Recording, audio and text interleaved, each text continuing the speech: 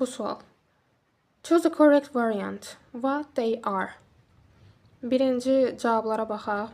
Important piece of news, a nice pair of shoes, wonderful music, fat sheep, well-dressed man.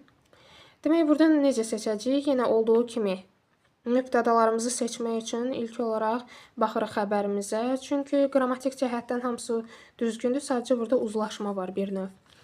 Demək, are olduğuna görə biz 1-ə baxırıq. Important piece of news.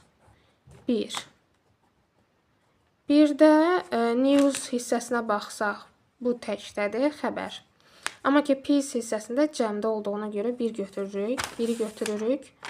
İkincidə, a nice pair of shoes. Shoes hissəsi cəmdədir, amma bizə yəlik halında of veriləndə ofun əvvəl hissəsinə baxırıq, sonrasına yox. Demək, 2 olmayacaq. Üçüncü, wonderful music. Yenə music təkdə olduğuna görə olmayacaq. Dördüncü, fat sheep. Bu qalsın. Beşinci, well-dressed man. Burada man olduğuna görə bu da olacaq. 1, 5 və bir də var burada 1, 4, 5.